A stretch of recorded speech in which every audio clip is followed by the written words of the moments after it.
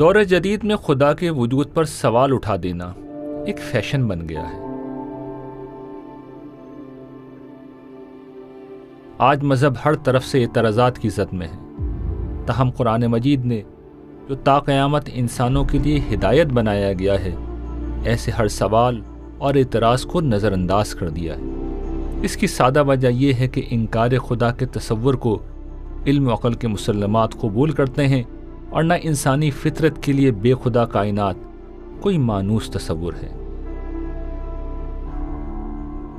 انکار خدا کی وجہ کچھ بھی ہو سکتی ہے، علم و عقل اور فطرت نہیں ہو سکتی۔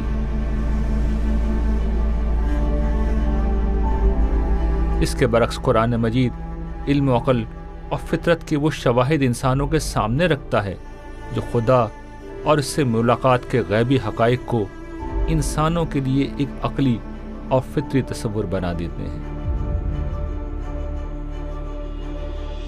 علم و عقل اور فطرت کے وہ شواہد جو خدا اور آخرت کو قابل قبول بناتے ہیں انسان کی کہانی کا بنیادی موضوع ہے، جو اس کہانی کی ہر قسط اور ہر سیزن میں نمایاں ہوتا چلا جائے گا۔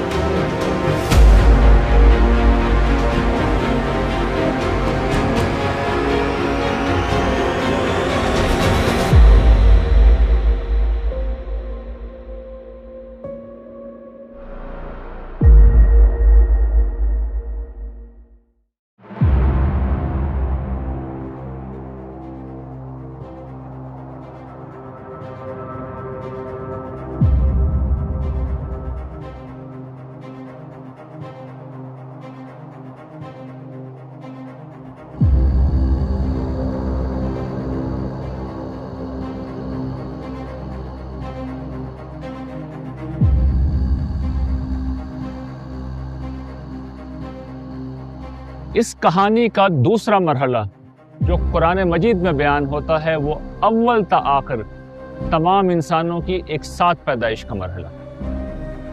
قرآن مجید کے مطابق اللہ تعالیٰ نے ابتدائی آفرینش میں تمام انسانوں کو ایک ساتھ پیدا کیا اور پھر انہیں خود ان کے اوپر گواہ بنا کر ان سے پوچھا کہ کیا میں تمہارا رب نہیں ہوں؟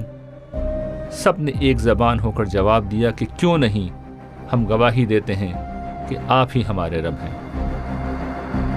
انسان کی کہانی عرض امانت سے شروع ہوئی جب اللہ تعالیٰ نے اپنا اختیار ایک محدود دائرے میں انسانوں کو امانتاً دیا تھا۔ قرآن مجید بتاتا ہے کہ انسانوں نے اپنے اس اختیار کو پہلی دفعہ اس وقت استعمال کیا تھا جب وہ اللہ تعالیٰ سے پہلی دفعہ ملے تھے اور اسے اپنا رب تسلیم کر لیا تھا۔ یہی انسان کی کہانی کا دوسرا مرحلہ ہے۔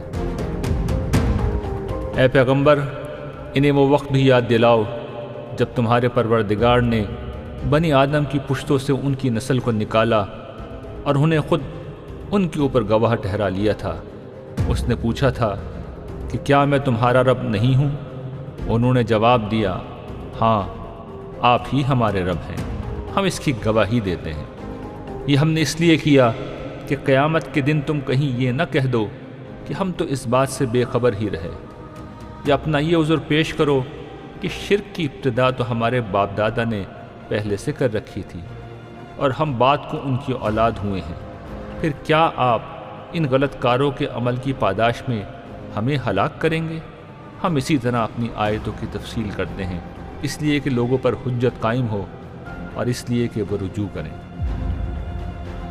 دیکھیں، جو عہد الست ہے نا، یہ سورۃ الاعراف کے اندر رپورٹ ہوا ہے قرآن حکیم میں کہ اللہ تعالیٰ نے ارواح سے یہ سٹارٹ میں عہد لیا تھا جب اللہ تعالیٰ نے ان کو پیدا فرمایا اور پھر ڈورمنٹ پوزیشن میں رکھ دیا، اور پھر وقت کے ساتھ ساتھ وہ لوگ دنیا میں آ رہے ہیں۔ تو اس وقت اللہ تعالیٰ نے فرمایا تھا الست بربکم، کیا میں تمہارا رب نہیں ہوں؟ تو سب نے اقرار کیا تھا، قالوا بلا۔ پھر اللہ تعالیٰ نے اس کے ساتھ ذکر کیا ہے کہ یہ ہم نے اس لیے کیا تھا کہ تاکہ کل کو کوئی شخص اللہ تعالیٰ کو یہ گیلا نہ کر سکے کہ چونکہ ہمارے آباء و اجداد گمراہ تھے اس لیے ہم بھی گمراہی کی روش پہ چلتے رہے۔ اس معاہدے کا مطلب یہ ہے کہ اللہ تعالیٰ نے انسان کی نیچر اور فطرت میں اپنی معرفت ڈال دی ہے۔ یہ ہماری فطرت میں انگریوڈ ہے، ہمارے لاشعور میں پڑا ہوا ہے۔ کائنات میں جب بھی کوئی شخص آنکھ کھولتا ہے، اس کو ایک شعور کی عمر کو جب پہنچتا ہے تو وہ یہ بات سوچنے کے اوپر مجبور ہو جاتا ہے کہ مجھے کسی نے پیدا کیا ہے، اور اتنی ہارمونی جو کائنات کے اندر موجود ہے، یہ اس چیز کی متقاضی ہے کہ الٹیمیٹلی انسان اس رزلٹ کے اوپر پہنچتا ہے کہ یہ کسی کے بنانے سے بنا ہے۔ چنانچہ دنیا ساری کو اگر آپ دیکھیں تو وہ کسی نہ کسی خدا کی تلاش میں رہتی ہے۔ یہ اسی عہد الست کا سمجھ لیجیے کہ ایک اثر ہے، اور ہم تمام تہذیبیں اس بات پر گواہ ہیں، سوائے وہاں جہاں کوئی فلاسفرز پیدا ہو کر کچھ دوسری توجہ کر دیتے ہیں تو وہاں ایک لوگوں کی تعداد ڈیفرنٹ طریقے سے سوچنے والی بنتی ہے۔ ادروائز انسانوں نے ہمیشہ کسی خدا کو تلاش کیا ہے۔ انسانوں سے یہ اقرار لیے جانے کے بعد کیا ہوا، اسے ہم بعد میں موضوع بنائیں گے، لیکن پہلے یہ سمجھنا ضروری ہے کہ یہ واقعہ ہمیں کیوں سنایا گیا ہے اور کس طرح قرآن مجید غیبی حقائق کی طرف ہمیں متوجہ کرتا ہے۔ قرآن مجید جن حقائق کو ماننے کی دعوت دیتا ہے وہ پردہ غیب میں ہیں۔ قرآن مجید اپنی آیتوں میں انفس و آفاق کی نشانیوں کے ذریعے سے ان حقائق کی طرف توجہ دلاتا ہے۔ آیت کا لفظی مطلب نشانی ہوتا ہے۔ کسی شخص کو کسی گھر یا مقام کا پتہ بتانے کے عمل میں نشانیاں بتانا بہت مفید ہوتا ہے۔ مثلا کسی گھر کی نشانی یہ بتائی جائے کہ سفید رنگ کے اس گھر کا گیٹ سیاہ ہے، گھر سے باہر ایک درخت لگا ہے اور گلی کے کونے میں مسجد واقع ہے، تو پتہ ڈھونڈنے والا بآسانی اس گھر تک پہنچ جائے گا۔ قرآن مجید بھی لوگوں کی رہنمائی ایسے ہی بالواسطہ طریقے پر کرتا ہے۔ وہ غیبی حقائق کو منطقی اور فلسفیانہ دلیلوں سے ثابت کرنے اور براہ راست ان کا مشاہدہ کرانے کے بجائے انفس و آفاق کی نشانیوں کے ذریعے سے لوگوں کے سامنے ان کی سچائی لاتا ہے۔ یہی قرآن مجید کا طرز استدلال ہے۔ وہ منطق اور فلسفے سے کام لینے کے بجائے سادہ عقلی اور فطری بات کہتا ہے۔ وہ ان حقائق کی طرف لوگوں کو متوجہ کرتا ہے جو ان کے اندر یا ان کے سامنے ہوتے ہیں۔ ان میں سے ہر چیز ان غیبی حقائق کی گواہی دیتی ہے جن کی طرف قرآن بلاتا ہے۔ قرآن مجید بعض اوقات مستقبل کے ان حقائق کو بھی بیان کر دیتا ہے جو ابھی پیش ہی نہیں آئے اور جن کا ہونا بظاہر ناممکن ہوتا ہے۔ اس کی ایک مثال صحابہ کرام کا غلبہ ہے جس کا پہلے بھی ذکر ہوا، اور ایک اور مثال نزول قرآن کے وقت رومیوں کا اپنی مکمل مغلوبیت کے بعد ایرانیوں پر غلبہ ہے جس کی قرآن نے پیش کی خبر دے دی تھی۔ ادرعات کے مقام پہ جو رومیوں کی جنگ ہوئی اہل فارس سے، جس میں فارس کو فتح ہوئی، جس پہ صحابہ کرام ان کی تھوڑے حوصلے ٹوٹے کہ اہل کتاب کو دنیا میں غالب آنا چاہیے، اسلام سے زیادہ قریب تو اہل کتاب ہیں، تو مشرکین اس پہ خوش ہوئے تھے کہ جو مشرک لوگ ہیں خالص پیغمبروں کو نہیں مانتے، جب وہ دنیا میں غالب آ گئے تو ہم بھی غالب آئیں گے۔ تو سورہ روم نازل ہوئی، الف لام میم غلبت الروم فی ادنی الارض وهم من بعد غلبهم سیغلبون۔ اللہ نے کہا چند سالوں میں رومی غالب آ جائیں گے، اور یہ ہوا ایک تاریخی حقیقت ہے کہ چند سالوں کے اندر ہی رومیوں کو اللہ نے اہل فارس پہ دوبارہ فتح عطا فرمائی۔ تو عیسائیوں کا غلبہ ہو جانا، اس کی بھی قرآن نے پیش گوئی کی تھی اور بتایا تھا کہ یفرح المومنون، مومنین جو ہیں وہ عیسائیوں کے اس غلبے سے خوش ہوں گے۔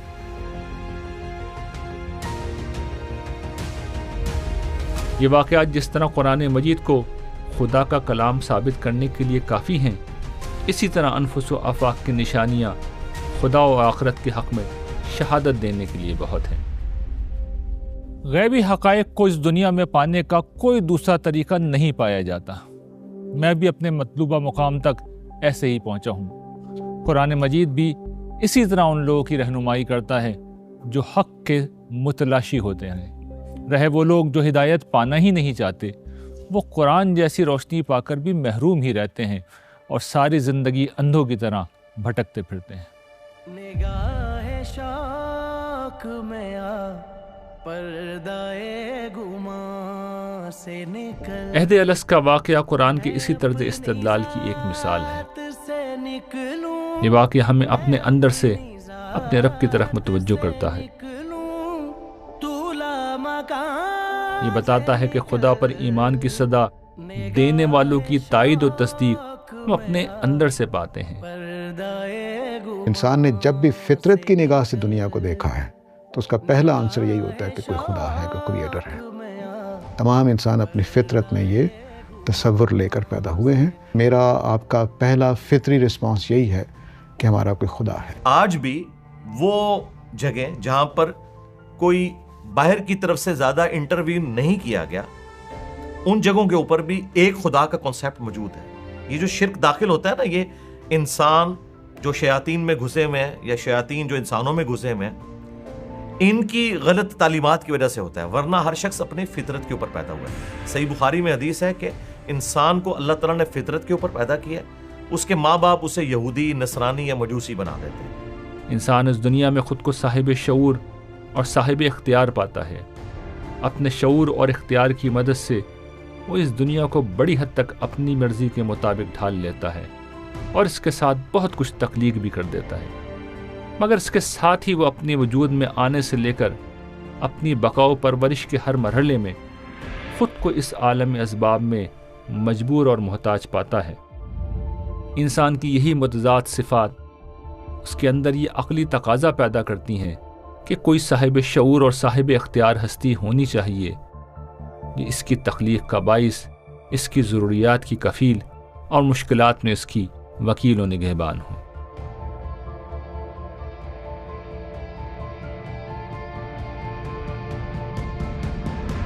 اس کے ساتھ جب انسان اپنے اندر نظر ڈالتا ہے کہ اپنے خالق و مالک کا تصور انسان کو ایک مانوس حقیقت لگتا ہے۔ ایک عام انسان خدا سے مانگ کر اپنے عجز کی تلافی کرتا اور اس کی بندگی کرتا اور اس کی یاد میں سکون محسوس کرتا ہے۔ یہ سارے فطری اور روحانی حقائق جو عام انسانوں کے اندر پائے جاتے ہیں، ان کا ماخذ یہی واقعہ ہے جو ان آیات میں بیان ہوا ہے۔ اے پیغمبر، انہیں وہ وقت بھی یاد دلاؤ جب تمہارے پروردگار نے بنی آدم کی پشتوں سے ان کی نسل کو نکالا اور انہیں خود ان کے اوپر گواہ ٹھہرا لیا تھا۔ اس نے پوچھا تھا کہ کیا میں تمہارا رب نہیں ہوں؟ انہوں نے جواب دیا، ہاں آپ ہی ہمارے رب ہیں، ہم اس کی گواہی دیتے ہیں۔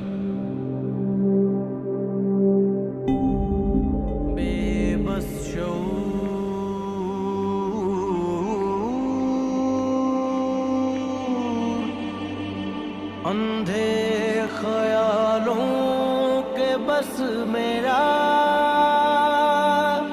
اے میرے بے مثال، میری دسترس میں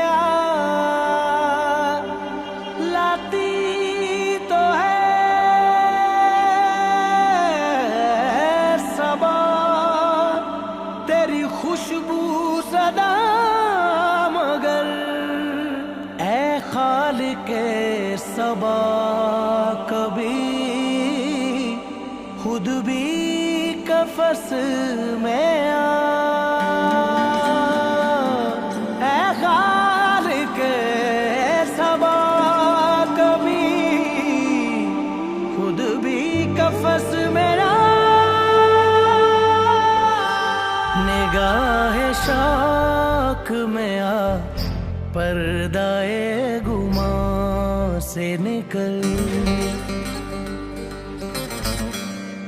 निगाह शौक में आ, पर्दाए गुमां से निकल, मैं अपनी जात से निकलूं, मैं अपनी जात से निकलूं, तू लामकान से निकल, निगाह शौक में आ, पर्दाए गुमां से निकल। अपने खालिक व मालिक से मुताल्लिक ये एहसासात जिनको इंसान अपनी फितरत में पाता है, वो मादी दुनिया में पाए जाने वाले जमातात, नबातात और हैवानात में कहीं पाए ही नहीं जाते कि ये सोचा जाए कि इंसानी शऊर ने इनको कहीं बाहर से अख़ज़ किया होगा।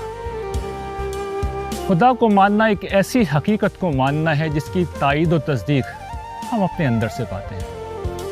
तू जानता है मेरी पस्तियों को फिर भी कभी, तू जानता है मेरी पस्तियों को फिर भी कभी, मेरी ज़मीं पे उतर, अपने आसमां से निकल, मेरी ज़मीं पे। कुरान मजीद दूसरी जगह वाज़ेह करता है कि खुदा से मुताल्लिक़ रूहानी एहसासात इसी तरह इंसान के अज़्ज़ाए तरकीबी का हिस्सा हैं जिस तरह मादा और अक्ल व बसीरत उसके वजूद का एक लाज़मी जुज़ है।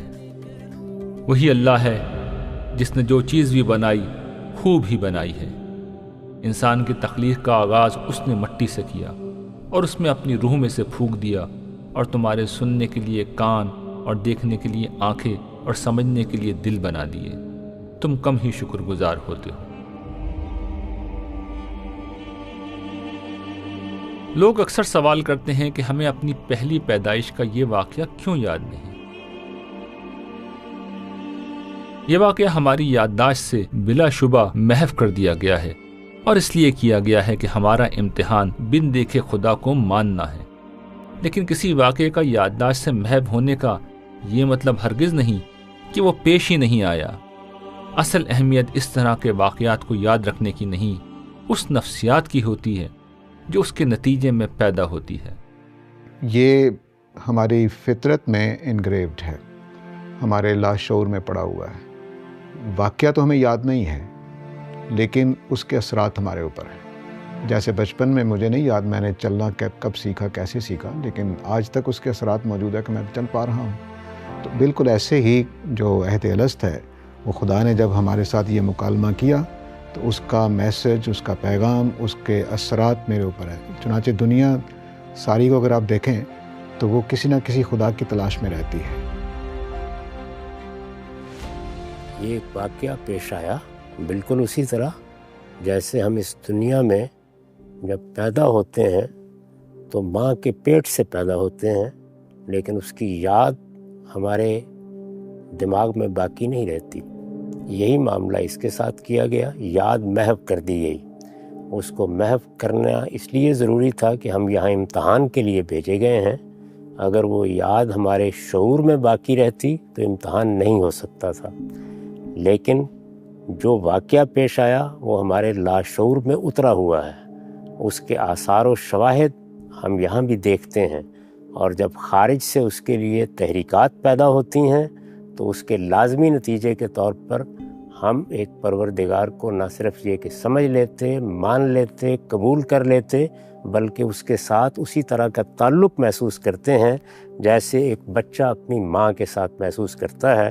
क़यामत में जब हमें उठाया जाएगा तो उसकी याद ताज़ा कर दी जाएगी और उसका हमारे मौजूदा वजूद के साथ ताल्लुक़ भी हमारे सामने आ जाएगा। ये खुदा की हुज्जत होगी जो इसके नतीजे में पूरी हो जाएगी। याद ना रहने का मतलब ये नहीं होता कि वो वाक़या हमारे साथ नहीं हुआ। दुनिया के बेशुमार वाक़यात, मैं अगर पूछूं कि परसों आपने क्या खाया तो वो भी बात को याद नहीं होता। तो याद ना होने का मतलब ये नहीं कि वो हुआ नहीं। असल चीज़ है कि मेरे ऊपर, मेरी फितरत में उसके असरात हैं कि नहीं। तो इंसान ने जब भी फितरत की निगाह से दुनिया को देखा है तो उसका पहला आंसर यही होता है कि कोई खुदा है, कोई क्रिएटर है। यही वो पस मंज़र है जिसकी बिना पर यह मुमकिन हो जाता है कि हमारा माहौल शिर्क व इल्हाद से कितना ही आलूदा क्यों ना हो चुका हो और हमारे वालिदैन ماحول اور تربیت سے ملنے والے نظریات نے ہمیں خدا سے کتنا ہی دور کیوں نہ کر دیا ہو، خدا کی طرف بلانے والوں کی تائید ہم اپنے اندر سے پا لیتے ہیں۔ یہ وہ فطرت ہے، یہ بعد میں مسخ ہوتی ہے حالات و واقعات کی وجہ سے۔ جس ماحول کے اندر آپ اپنا وقت گزارتے ہیں، جس کمیونٹی کے اندر وقت گزارتے ہیں، اگر آپ اپنی عقل کو استعمال نہیں کرتے تو وہ مینٹل ماڈلز جو بچپن ہی سے آپ کے لیے بن جاتے ہیں، جو آپ نے سنا ہوتا ہے، تو انسان شرک کے اندر مبتلا ہو جاتا ہے، لیکن اس کے اندر وہ حقیقی ایک توحید موجود ہے۔ اللہ تعالیٰ نے انسان کی نیچر اور فطرت میں اپنی معرفت ڈال دی ہے۔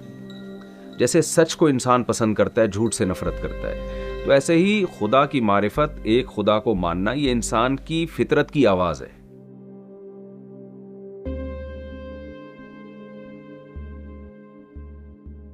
یہ بھی ہوتا ہے کہ ماحول میں پھیلے مختلف نظریات کی گرد باطن کے اس آئینے کو دھندلا دیتی ہے، لیکن جب زندگی کی کشتی مشکلات کے طوفان میں ڈولنے لگے اور مصائب کی بوچھاڑ ہو جائے تو یہ گرد دھل جاتی ہے اور انسان بے اختیار اپنے خالق کو ڈھونڈتا اور تنہا اسی کو پکارتا ہے۔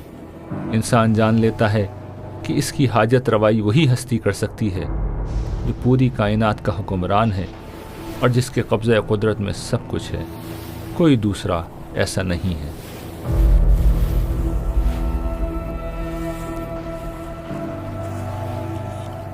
وہ اللہ ہی ہے جو تمہیں خشکی اور تری میں سفر کراتا ہے، یہاں تک کہ جب تم کشتی میں ہوتے ہو اور کشتیاں لوگوں کو لے کر موافق ہوا چل رہی ہوتی ہیں اور لوگ اس سے شاداں و فرحاں ہوتے ہیں کہ یکایک اس پر ایک تند ہوا آ جاتی ہے اور کشتی کے مسافروں پر ہر طرف سے موجیں اٹھنے لگتی ہیں اور وہ سمجھ لیتے ہیں کہ طوفان میں گھر گئے۔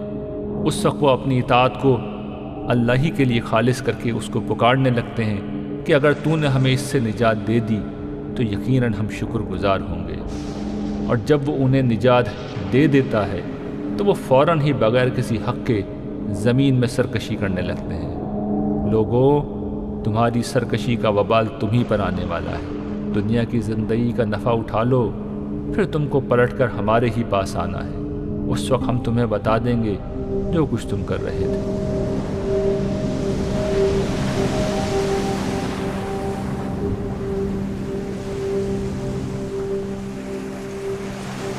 میں اس وقت سمندر میں ہونے کی بنا پر فضا میں نمی کے اثرات کو واضح طور پر محسوس کر رہا ہوں۔ اسی طرح انسانی شخصیت پر اس کے ماحول کے اثرات بہت گہرے ہوتے ہیں۔ یہ اثرات وہ تعصبات پیدا کرتے ہیں جن میں مبتلا انسان چند الفاظ بول کر ہر حقیقت کو جھٹلا دیتا ہے، لیکن کوئی شخص ان تعصبات سے اوپر اٹھ کر سچ کی تلاش کو اپنا مسئلہ بنا لے تو خدا کو ماننے اور ایک ماننے میں وہ کوئی فطری رکاوٹ محسوس نہیں کرتا۔ اس بات کی تائید وہ اپنے اندر سے پا لیتا ہے۔ اپنے خالق و مالک کی عبادت کر کے اسے وہی سکون ملتا ہے جو ایک پیاسے کو پانی سے نصیب ہوتا ہے۔ جس طرح پیاس ہمارے اندر سے پیدا ہوتی ہے، خدا کی طلب بھی ہمارے اندر ہی سے اٹھتی ہے۔ وجود باری تعالیٰ کی وہ شہادت ہے جو ایک عام آدمی کو اپنے اندر سے مل جاتی ہے۔ ہر سال فطرت انسان اسی وجہ سے اپنے ذات کے ذریعے سے، اپنے وجود سے، اپنے شعور سے اس بات کی گواہی دیتا ہے اور اپنے اندر یہ تسلیم کرتا ہے کہ وہ کسی خدا کا بندہ ہے، کسی معبود کا عابد ہے، اور یہ اس کا اثر تمام تہذیبوں میں بھی جو آج تک وجود میں آئی ہیں نظر آتا ہے۔ انسان کی اس فطرت کا ظہور پوری طرح اس وقت ہوتا ہے جب وہ انسان کو ملے ہوئے اصل کمال یعنی عقل کے ساتھ مل کر کام کرتی ہے۔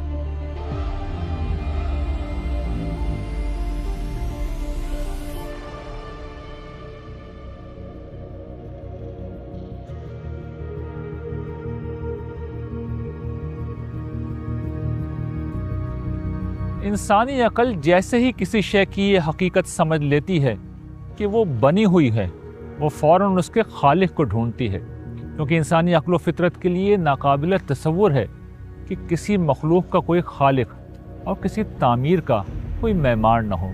پھر یہ کیسے ممکن ہے کہ انسان جیسی غیر معمولی مخلوق کا کوئی خالق اور کائنات جیسی عظیم اور حیرت انگیز قوانین سے آراستہ اس تعمیر کا کوئی معمار نہ ہو؟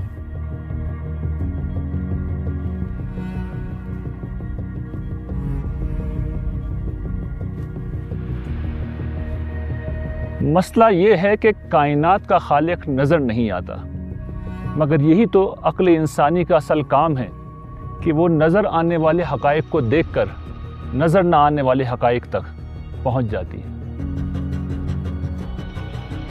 انسان اپنے ارد گرد جس حیرت انگیز دنیا کو دیکھتا ہے وہ عقل انسانی کے سامنے یہ سوال رکھ دیتی ہے کہ اس عظیم کائنات کو کس نے پیدا کیا، پھر اس دنیا میں ایسا نظم، نفع بخشی اور زندگی کے فروغ، تحفظ اور بقا کا یہ اہتمام کس نے کر رکھا ہے۔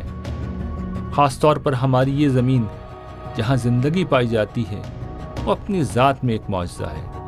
ایک ایسی کائنات میں جہاں فطرت کی ہر طاقت زندگی کی قاتل ہے، ہماری زمین زندگی کا گہوارہ بنی ہوئی ہے۔ یہاں ایک حیرت انگیز لائف سپورٹنگ سسٹم بنا ہوا ہے جس کے چند اجزاء جیسے سورج کا زمین سے ایک خاص فاصلہ، سانس لینے والی گیس کی بلا انقطاع فراہمی، دن اور رات کا ایک متوازن طریقے پر آگے پیچھے آنا، خوراک اور پانی کا انتظام وغیرہ تو سب کو معلوم ہے۔ ان کے علاوہ بھی سینکڑوں عوامل ہیں جو مل کر اس زمین پر زندگی کے وجود، بقا اور فروغ کو یقینی بناتے ہیں۔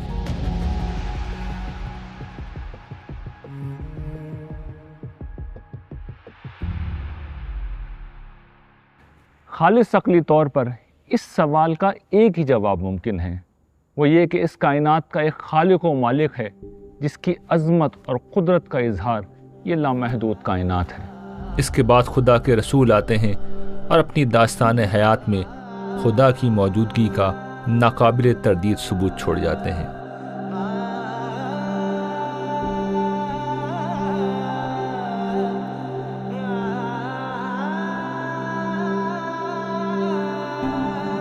اس سوال کا دوسرا جواب جو انکار خدا کی شکل میں دیا جاتا ہے وہ خوش قسمتی اور اتفاق پر مبنی ایک فکشن کے سوا کچھ نہیں۔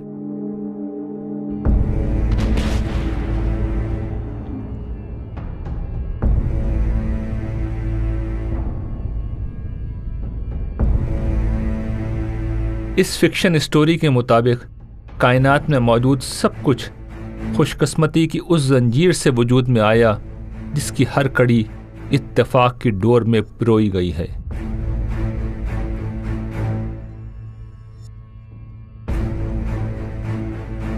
یہ ایک اتفاق ہے کہ اس کائنات میں انتہائی منظم قوانین پائے جاتے ہیں۔ یہ اتفاق ہے کہ سورج زمین سے ایک ایسے فاصلے پر ہے جس کی بنا پر یہاں زندگی ممکن ہوئی۔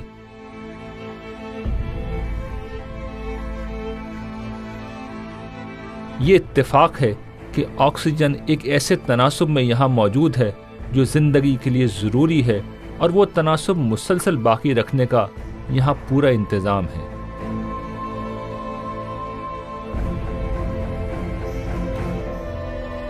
یہ اتفاق ہے کہ یہاں دن و رات کا سلسلہ ایک خاص ترتیب و توازن سے جاری ہے۔ یہ اتفاق ہے کہ سورج، ہوا، سمندر، بادل، پہاڑ، دریا اور دھرتی مل کر خوراک اور پانی کی مسلسل فراہمی کو یقینی بناتے ہیں۔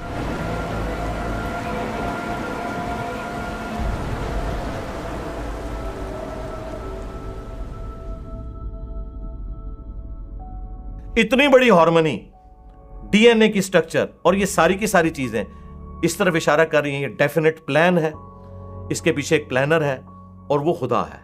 God is the only explanation of all the physical phenomena in this universe.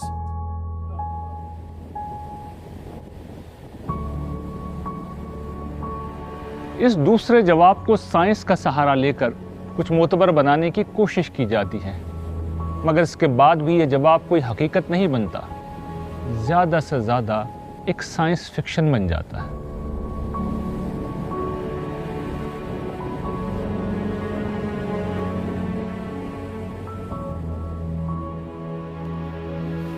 اس طرح کے سائنس فکشن پر یقین رکھنے والے لوگ یہ بھول جاتے ہیں کہ سائنس کا دائرہ کار صرف یہ بتانا ہے کہ یہ کائنات کیا ہے اور کیسے چل رہی ہے، اسے کس نے بنایا اور کس نے وہ طبعی قوانین بنائے جن کے تحت یہ چل رہی ہے، یہ بتانا سائنس کا دائرہ کار ہی نہیں۔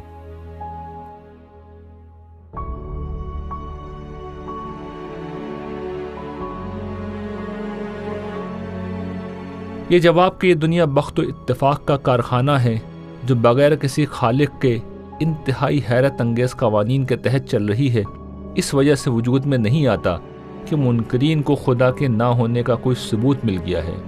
یہ جواب اس وقت وجود میں آتا ہے جب انسان یہ جان لیتا ہے کہ خدا کو ماننے کے بعد انسان کو اپنی آزادی سے کسی نہ کسی درجے میں دستبردار ہونا پڑے گا۔ یہ جو الحاد آج کل پھیل رہا ہے نا، اس کی وجہ کوئی لاجک یا وہ نہیں ہے، اس کی بنیادی وجہ شہوت پرستی۔ جب آپ اللہ کو مانتے ہیں، خدا کو مانتے ہیں، گاڈ کو مانتے ہیں، کریٹر کو مانتے ہیں، کسی بھی عنوان سے، تو کچھ نہ کچھ پابندیاں آپ پہ لگتی ہیں۔ خدا بندوں سے کیا چاہتا ہے؟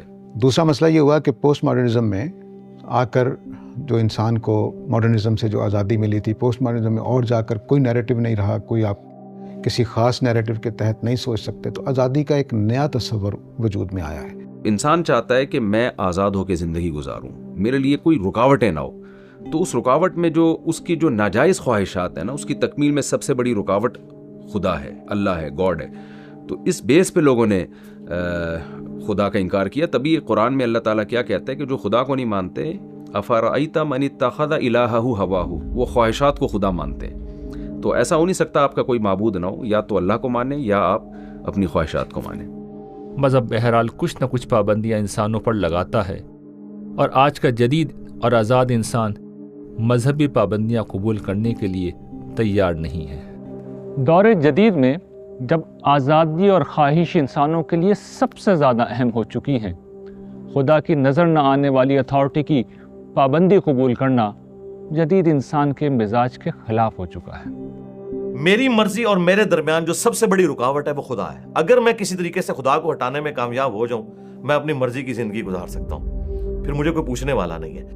انکار خدا کا دوسرا سبب یہ ہے کہ اہل مذہب کے آپس میں بہت سے اختلافات ہیں، پھر خدا کے نام پر وہ جو کچھ کرتے اور کہتے ہیں ان میں سے اکثر چیزیں خود عقل و فطرت کے خلاف ہیں، جنہیں قبول کرنا آسان نہیں۔ ان چیزوں کو رد کرتے کرتے آج کا انسان خدا کے تصور کو بھی رد کر بیٹھا ہے، جس کے بعد سوائے گمراہی کے اندھیروں کے اور کچھ باقی نہیں بچتا۔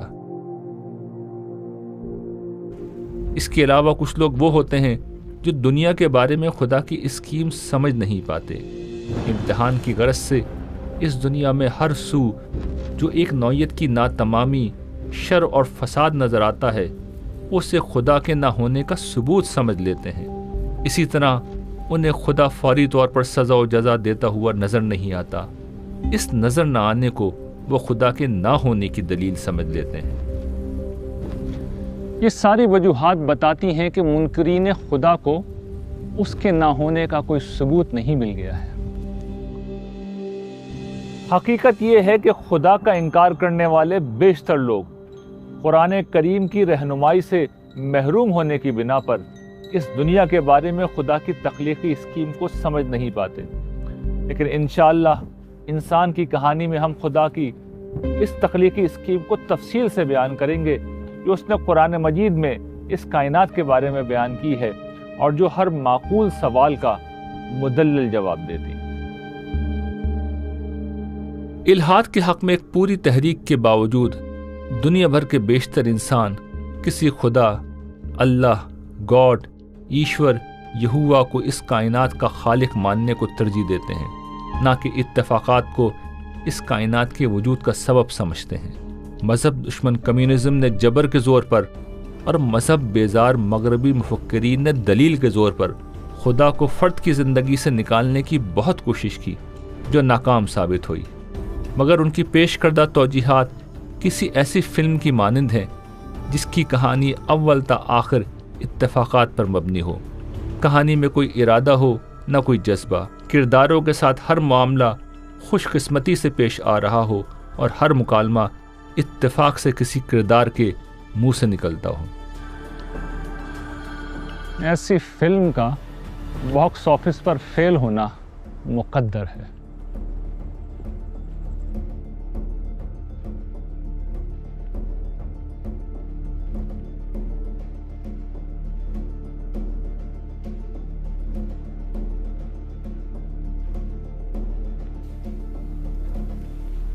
فطرت کی یہ دلیل اور عقل انسانی کا یہ فیصلہ اتنا واضح ہے کہ الحاد کے فکری غلبے کے موجودہ دور میں بھی انسانوں کی اکثریت آج بھی کسی نہ کسی طرح خدا اور مذہب سے وابستہ ہے۔ پیو گلوبل کی مذہب کے حوالے سے شائع ہونے والی ایک تحقیقی رپورٹ 2015 سے 2060 تک مذہبی بنیادوں پر دنیا کا ایک نقشہ ہمارے سامنے پیش کرتی ہے۔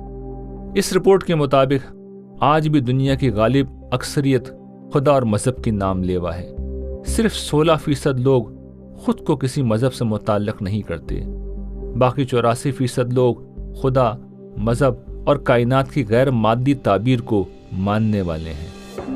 یہ اعداد و شمار بتاتے ہیں کہ انسانوں کا تخلیق کردہ سارا علم بھی یہ منوانے پر زور لگا دے کہ خدا موجود نہیں، تب بھی انسانی فطرت تصور خدا کو چھوڑنے پر آمادہ نہیں ہے۔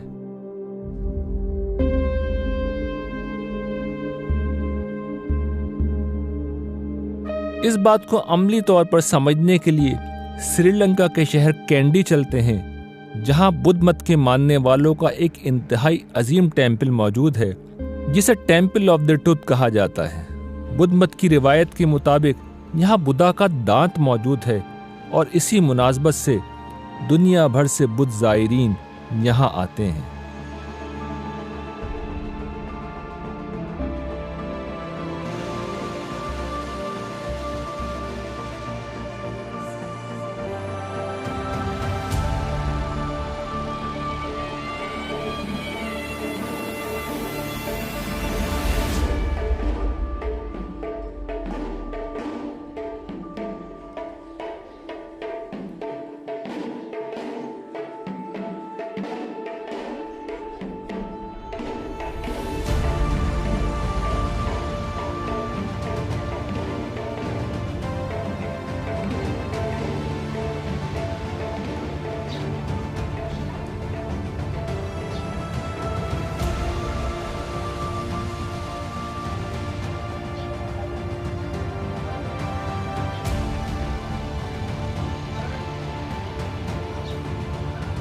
بدھ مت اس حقیقت کی ایک زندہ مذہبی مثال ہے۔ بدھ مت میں خدا کا تصور نہیں پایا جاتا، مگر اس مذہب کے پیروکار زبان حال سے یہ بتاتے ہیں کہ انسانوں کے اندر پایا جانے والا جذبہ عبودیت اور روحانیت ہر حال میں زندہ رہتی ہے، سوائے اس کے کہ کوئی انسان رد عمل کی نفسیات میں مبتلا ہو کر خود ہی اس کا گلا گھونٹ دے۔ اس کہانی کی اگلی قسط میں ہم یہ دیکھیں گے کہ اللہ تعالیٰ نے کس طرح انسان کو مسجود ملائک بنا کر زمین کا اقتدار عطا کیا اور یوں اس صاحب اختیار ہستی کو صاحب اقتدار بھی کر دیا۔